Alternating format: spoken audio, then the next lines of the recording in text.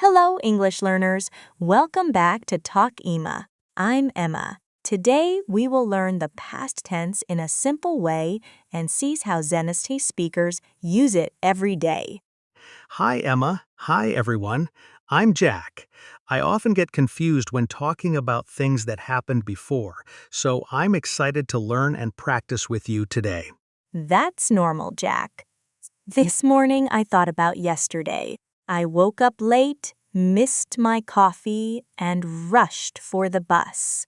All of those actions happened in the past. Wow, you used several past tense verbs naturally. I didn't even notice. That makes me feel better because maybe past tense is not as difficult as it seems. Exactly. We use past tense to talk about finished actions from yesterday, last week, or even many years ago. It's like telling a story about your life. I like that idea. The present is what is happening now, but the past is like watching a replay of something that already happened and ended. Perfect, Jack. The most common form is the simple past. You will use it in daily conversations when talking about work, family, travel, and personal experiences. So, how do we make it? Is there an easy rule that beginners can remember when they want to describe something that happened before today? Yes, many verbs are easy. Just add ed. For example, walk becomes walked, talk becomes talked, cook becomes cooked, and clean becomes cleaned. That sounds simple enough. But I have heard some verbs change completely. Those are the ones that usually make me stop and think for a moment. You're right. Some verbs are irregular. For example, go becomes went, buy becomes bought, see becomes saw, and eat becomes ate. These forms must be learned. Thanks, Emma. This already feels much clearer. If our listeners keep practicing these common past tense forms, speaking about yesterday will become much easier. I know, Jack. Many learners ask why some verbs do not follow the normal rule. English is old, so some verbs stay different. Practice helps more than memorizing lists. That makes sense. The more I hear and use words like went, saw, and bought, the more natural they feel. Repeating them in real conversations seems easier. Exactly. Let me share a quick story. A barista asked if I enjoyed my drink, and I answered, yes, I enjoy it very much. I forgot to use the past tense. Oh no, Emma. I have done similar things before. Those small mistakes feel embarrassing, but they also become lessons that stay in our minds for a long time. That's true. After that moment, I never forgot the correct form. Mistakes are part of learning. They help us remember grammar better than any textbook can. I like that idea. So, what is the basic structure for simple past sentences? Can you explain it in the easiest way possible for our listeners? Sure, for positive sentences, use the subject and the past verb. For example, I walked home, she called her mom, and they ate pizza after school. That sounds easy. But I often make mistakes with negative sentences. Sometimes I am not sure if the verb should stay in the past form or not. Good question. Use did not or didn't with the base verb. Say, I didn't walk instead of I didn't walked. The word did already shows the past. Now I understand. Since did carries the past meaning, the main verb stays simple. That rule is much clearer when I think about it that way. Exactly. Questions work the same way. Put did first, then the subject, then the base verb. For example, did you eat breakfast? Did she call you? Great. So, for questions and negatives, the main verb stays in its basic form. That feels much easier than translating grammar rules from another language. Yes, and that is important. Try not to translate everything. Learn the English pattern directly. With regular practice, the structure becomes automatic and natural. That's really helpful, Emma. Now I have another question. How can we recognize the time words that tell us we should use the past tense? Great question, Jack. Time words are very helpful. Words like yesterday, last night, last week, 2 days ago, or in 2010 usually tell us to use the past tense. So when I hear last night or a year ago, my brain should immediately think about past tense because those events already happened and are finished. Exactly. Think of time words as little reminders. They quietly tell you that the action happened before now, so a past tense verb is probably needed. I like that idea. It feels easier when I look for time words first, instead of worrying about grammar rules and complicated explanations. Let's practice. Imagine you just returned from a vacation. Your friend asks about your trip. What would you say about what you did there? I would say, I went to the beach, ate delicious food, and swam in the ocean. Wow, those past tense verbs came out naturally this time. Exactly, Jack. That is the goal. With enough practice, you stop thinking about grammar rules and start speaking naturally and confidently. I can see how that works. Talking about vacations, movies, meals, or yesterday's activities gives us many chances to practice past tense. That's right. Every story about your past becomes a speaking exercise. The best practice comes from real experiences, not only from grammar books. That reminds me of job interviews. Many people know the answer, but they struggle to tell their stories clearly in the past tense under pressure. Exactly. One student practiced talking about her daily life every day. Later, she felt much more confident and performed better in interviews. So the secret is simple. Talk about your own life often. Real stories are easier to remember and help grammar become a natural habit.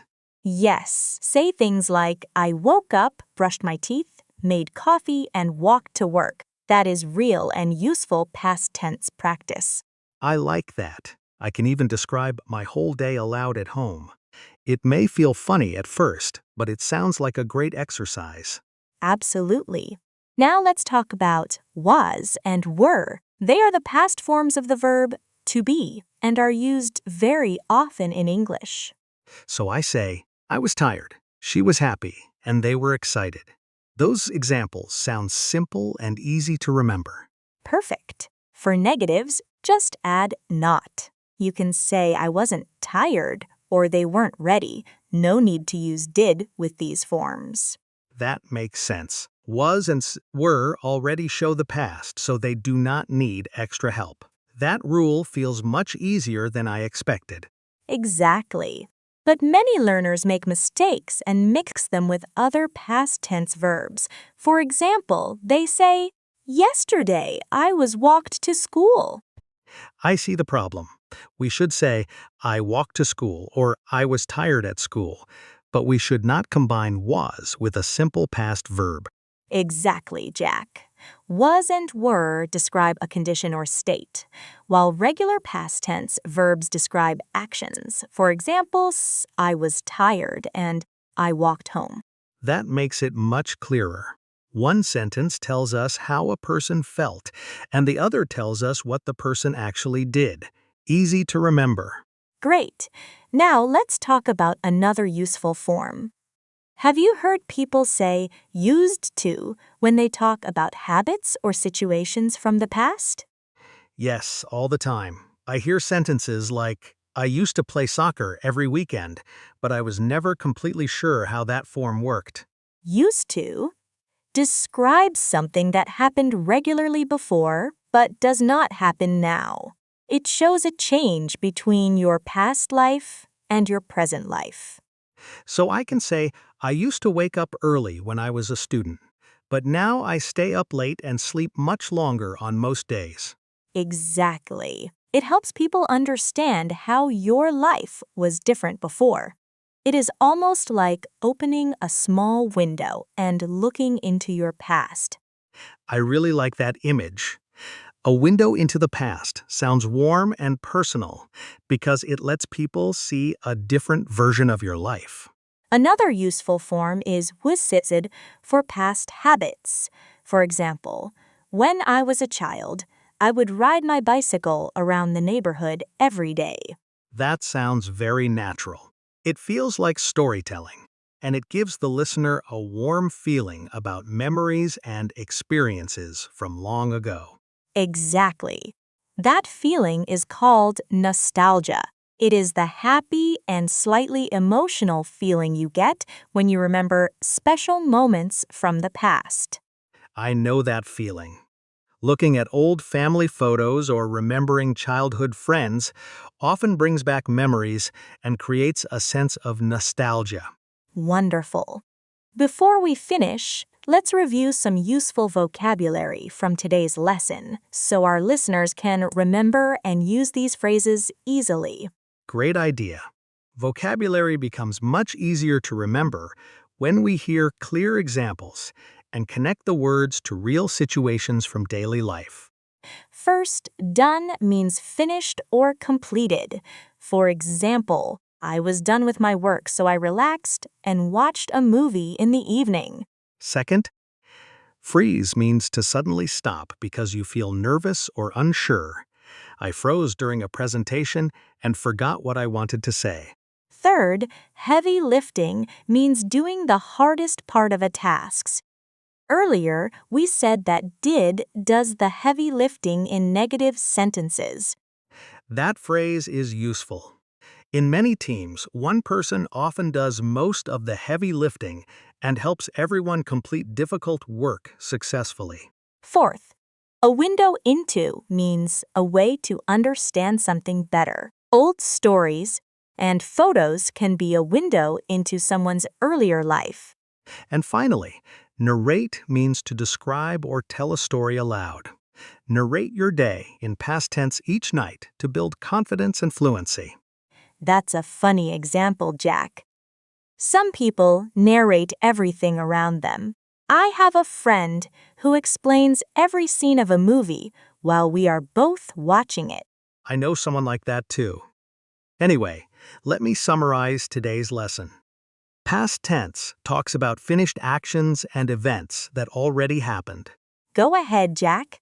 This is a great way to review what we learned, and it will help our listeners remember the most important thoughts. Regular verbs usually add ed, irregular verbs change form, negatives use didn't plus a base verb, and questions begin with did. Excellent.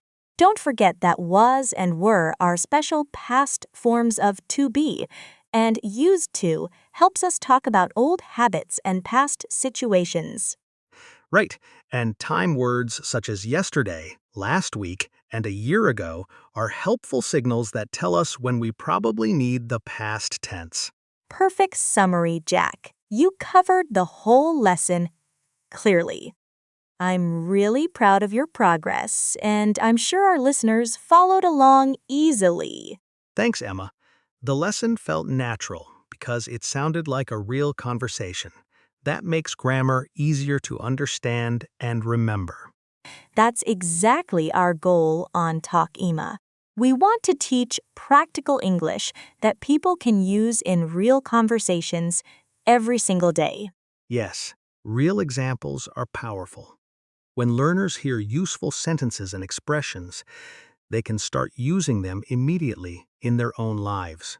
And remember, every time you talk about your day, your memories, or something that happened before, you are practicing the past tense naturally.